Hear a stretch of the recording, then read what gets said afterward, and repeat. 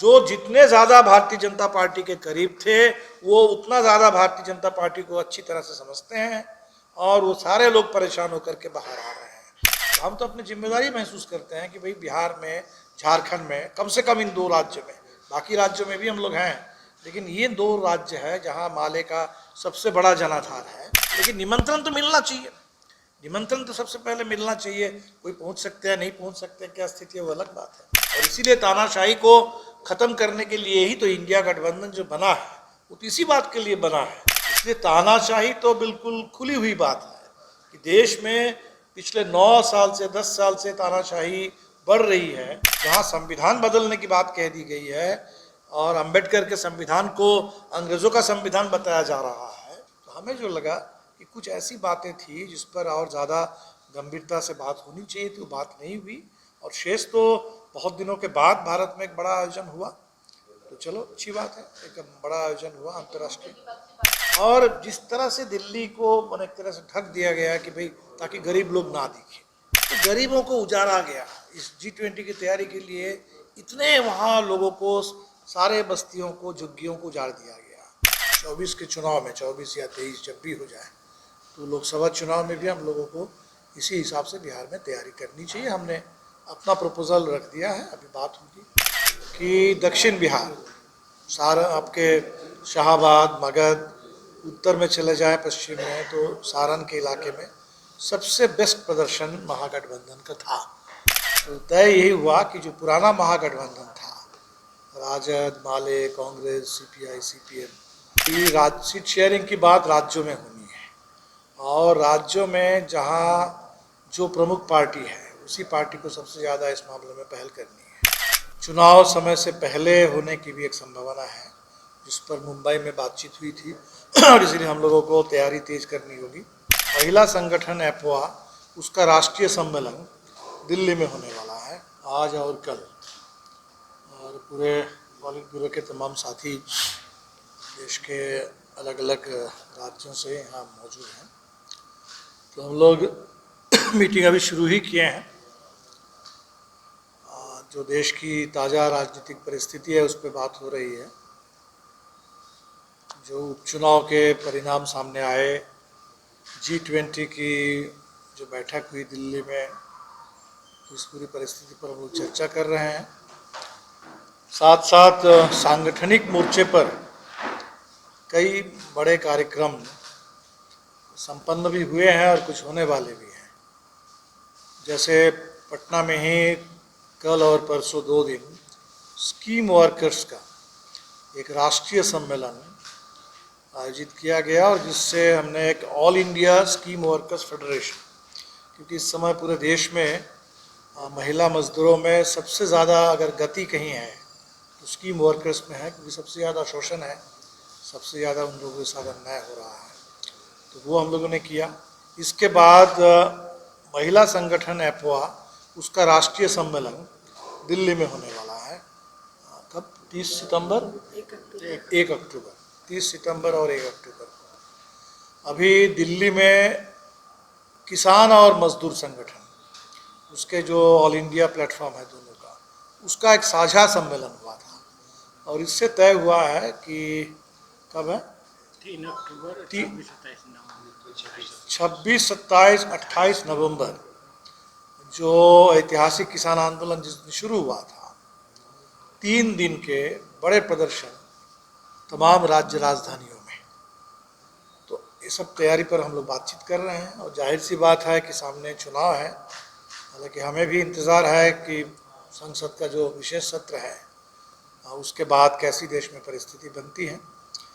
चुनाव समय से पहले होने की भी एक संभावना है, जिस पर मुंबई में बातचीत हुई थी और इसलिए हम लोगों को तैयारी तेज करनी होगी। तो हम लोग अपनी तैयारी कर रहे हैं। बिहार में, झारखंड में 2 जगह तो हमारे विधायक भी हैं, और दोनों जगह चुनाव में माले से अपेक्षा ज़्यादा लोगों की रहती है कि यहाँ इंडिया गठबंधन की जीत में माले की एक भूमिका हो। बिल्कुल, वैसे तो हमने अभी जहाँ जहाँ भी उपचुनाव हुए, हर उपचुनाव में हमारे साथियों ने पूरी अपनी भूमिका निभाई, उत्तर प्रदेश हो या झारखंड हो। तो हम लोग इस पर बात कर रहे हैं। आज कल 2 दिन की बैठक है, तय कर सीट शेयरिंग को लेकर बिहार में जानकारी मिली कि लालू प्रसाद यादव जी को आपको रखा। हाँ, ये तो हमने बताया आपको, क्योंकि मुंबई में जो तय हुआ था कि सीट शेयरिंग की बात राज्यों में होनी है, और राज्यों में जहाँ जो प्रमुख पार्टी है उसी पार्टी को सबसे ज़्यादा इस मामले में पहल करनी है। तो बिहार में जो महागठबंधन आज है, आज तो जनता दल यू भी है, लेकिन शुरू में जनता दल यू इसमें नहीं था। तो तय यही हुआ कि जो पुराना महागठबंधन था, राजद, माले, कांग्रेस, सीपीआई, सीपीएम, तो इस स्तर पर एक बातचीत हो जाए और फिर सब मिल करके भी बात होगी। तो हम लोगों ने अपना प्रपोजल राष्ट्रीय जनता दल को, हमने ये संख्या तो हमने नहीं बताया, हमने इतना ही कहा, जो प्रेस कॉन्फ्रेंस में हमने बात कही कि 2020 सबसे ताज़ा चुनाव जो हुआ है सर्वश्रेष्ठ, वो 2020 के विधानसभा का, क्योंकि 19 के लोकसभा की बात करें तो उस परिस्थिति से आज की परिस्थिति में काफ़ी अंतर है। जनता दल यू उस समय उधर, अब इधर है, और 19 का परिणाम तो बिहार में बहुत खराब था। 20 का जो चुनाव परिणाम है, उससे जो संकेत हम लोगों को मिले कि दक्षिण बिहार, सारा आपके शाहाबाद, मगध, उत्तर में चले जाए पश्चिम में तो सारण के इलाके में सबसे बेस्ट प्रदर्शन महागठबंधन का था, हमारी पार्टी के लिए भी, राजद के लिए भी, कांग्रेस के लिए भी। और इसका एक बड़ा कारण था कि माले और राजद में जो तालमेल हुआ, इससे बिहार में एक ज़बरदस्त लोगों में उम्मीद जगी, एक सामाजिक ज़बरदस्त गोलबंदी हुई, राजनीतिक गोलबंदी हुई। तो हमें लगता है कि 24 के चुनाव में, 24 या 23 जब भी हो जाए, तो लोकसभा चुनाव में भी हम लोगों को इसी हिसाब से बिहार में तैयारी करनी चाहिए। हमने अपना प्रपोजल रख दिया है, अभी बात होगी उस पर। जानकारी में ये ऐसी चर्चा है कि 9 सीटों पर भाकपा माले अपना सूची तैयार की। नहीं, ये कोई बात तो छुपी हुई नहीं है। हमारे जहाँ जहाँ विधायक हैं, तो आप देखेंगे कि 12 हमारे विधायक हैं, और 12 विधायक को अगर लोकसभा के हिसाब से अगर आप देखेंगे तो मेरे ख्याल से 9 लोकसभा सीटों पर हमारे विधायक हैं। G20 की बैठक में, G20 कोई दुनिया के अमीर देशों का संगठन नहीं है। G20 है, उसमें अमीर देश भी है और दुनिया के जो, जिसको हम ग्लोबल साउथ कहते हैं, गरीब देश भी है।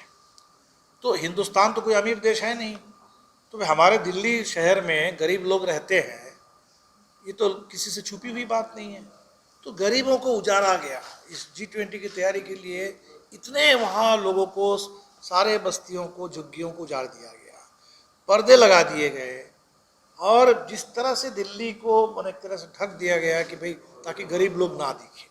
तो हमें लगता है एक तो पहली बात ये बहुत बनावटी है, नकली है, और गरीबों का अपमान है बहुत बड़ा। हमें तो बल्कि कायदे से ऐसे जो G20 जैसे बैठक में बढ़ चढ़ करके दुनिया के गरीबों के सवालों को उठाना चाहिए। और दुनिया के गरीबों के सवालों में सबसे बड़ा सवाल है कर्ज का बोझ। अभी श्रीलंका में जितना बड़ा आर्थिक संकट आया और ज़बरदस्त अस्थिरता थी, तो उसके पीछे कारण था कि उसके ऊपर इतना कर्ज का बोझ है। हमारे ऊपर भी बहुत ज़बरदस्त कर्ज का बोझ है। तो एक तो हमने देखा 37 सूत्री एक जो पारित हुआ है उसमें, लेकिन दुनिया पर जो कर्ज का संकट है गरीब देशों के ऊपर, उस पर कोई खास चर्चा ही नहीं है। दूसरा है कि इस समय जलवायु का संकट, और इसमें पूरी दुनिया में आजकल बात चली है कि कोयले पर जो निर्भरता है, इस निर्भरता कम हो। ये अमीर देश जो करते हैं वो हमारे ऊपर ये बोझ डाल देते हैं, और यहाँ से पूरे कोयले खदान में काम चल रहा है, कोयला बाहर भी जाता है, और कोयले पर हमारी निर्भरता और दुनिया की निर्भरता बनी रही। तो हमें जो लगा कि कुछ ऐसी बातें थी जिस पर और ज़्यादा गंभीरता से बात होनी चाहिए थी, वो बात नहीं हुई। और शेष तो बहुत दिनों के बाद भारत में एक बड़ा आयोजन हुआ, तो चलो अच्छी बात है, एक बड़ा आयोजन हुआ अंतर्राष्ट्रीय। बिल्कुल बिल्कुल, ये गलत है, गलत है। आप अगर कहते हैं कि हम लोकतंत्र की जननी हैं और हमारे देश में एक बहुत फंक्शनल डेमोक्रेसी है, तो हमें तो उस डेमोक्रेसी को प्रदर्शित करना चाहिए। बल्कि दुनिया भर में तो सबसे ज़्यादा सवाल उठा कि भारत में प्रेस की आज़ादी लगातार घट रही है, भारत में धार्मिक आज़ादी घट रही है, भारत में जो लोकतंत्र का सूचक है इस मामले में बहुत हम नीचे जा रहे हैं। तो दुनिया तो चिंतित है भारत के लोकतंत्र को लेकर के, और ऊपर से अगर कोई इसमें डिनर में भी इनविटेशन होता है और वहाँ देश के प्रमुख विपक्षी दल, उसके राष्ट्रीय अध्यक्ष को न्योता नहीं मिलता, तो निश्चित तौर पर इससे भारत की छवि तो बनती नहीं है, छवि कमजोर होती है। नहीं, तानाशाही तो बिल्कुल तय बात है, कहीं ना कहीं नहीं है तो पूरे देश में हर रोज हम लोग तो एक कानूनी तानाशाही की ओर बढ़ रहे हैं, जहां संविधान बदलने की बात कह दी गई है और अंबेडकर के संविधान को अंग्रेजों का संविधान बताया जा रहा है, और अभी तो सत्र में क्या आएगा हम नहीं कह सकते। इसलिए तानाशाही तो बिल्कुल खुली हुई बात है कि देश में पिछले 9 साल से 10 साल से तानाशाही बढ़ रही है, और अगर इनको और मौका मिल जाएगा तो देश में लोकतंत्र का कुछ भी नहीं बचेगा। और इसीलिए तानाशाही को ख़त्म करने के लिए ही तो इंडिया गठबंधन जो बना है वो तो इसी बात के लिए बना है कि हिंदुस्तान में लोकतंत्र जो है वो महफूज रहे, हमारे संविधान महफूज रहे। नहीं तो निमंत्रण मिला तो गए, आपने तो पूछा कि भाई कांग्रेस को निमंत्रण क्यों नहीं मिला, ये हमने कहा कि भाई ये बिल्कुल गलत है। जिनको निमंत्रण मिला तो कुछ लोग गए, कुछ लोगों की तबीयत ठीक नहीं है, हमें लगता है कि मनमोहन सिंह जैसे शायद नहीं आ पाए होंगे, तो वो तो होता ही है, लेकिन निमंत्रण तो मिलना चाहिए, निमंत्रण तो सबसे पहले मिलना चाहिए। कोई पहुंच सकते हैं नहीं पहुंच सकते क्या स्थिति है वो अलग बात है।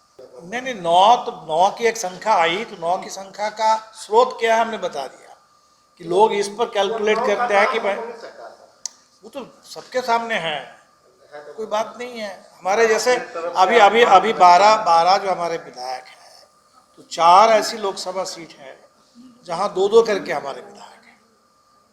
मतलब बैठक होगी तो उसमें आप अपनी तरफ से 9 सीटों की कम से कम मांग रखें? नहीं, हमने ऐसा नहीं कहा, हमने कोई एक चिट्ठी हमने दे दी राष्ट्रीय जनता दल के पास, और उस पर आगे चल करके बाकी पार्टियों से भी बात होगी।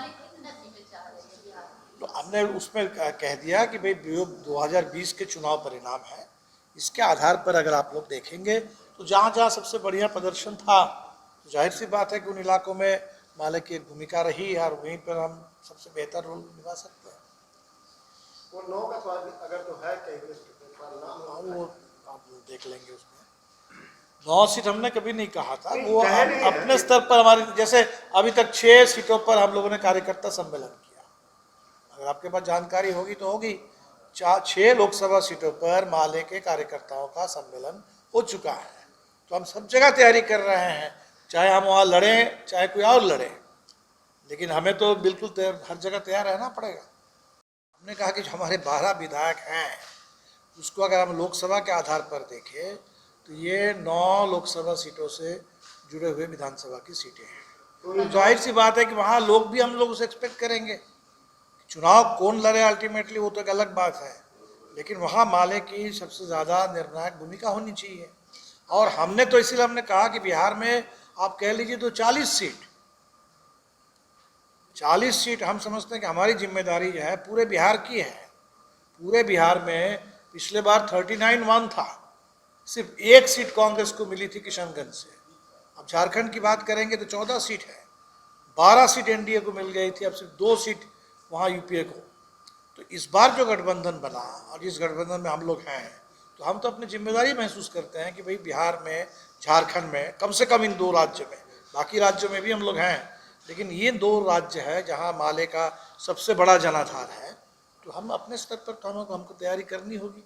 नीतीश कुमार जी तो उधर थे, तो नज़दीकी की अगर क्या बात करें, इतने दिन तक उधर थे, उधर से तो इधर आए हैं अभी इस स्थिति में, तो हम तो इसलिए नीतीश जी ने जो कहा हम उसी पर भरोसा करते हैं। नीतीश जी ने बार बार कहा कि भाई हम तो बिल्कुल सोच समझ करके आए हैं, पूरे विपक्ष को एक करना चाहते हैं, और कई लोग, नीतीश जी अकेले नहीं, अब शिवसेना, अभी मुंबई में जो बैठक हुई हमने देखा उद्धव ठाकरे को कहते हुए कि जो लोग थे, जो सबसे ज़्यादा, जो जितने ज़्यादा भारतीय जनता पार्टी के करीब थे वो उतना ज़्यादा भारतीय जनता पार्टी को अच्छी तरह से समझते हैं, और वो सारे लोग परेशान होकर के बाहर आ रहे हैं।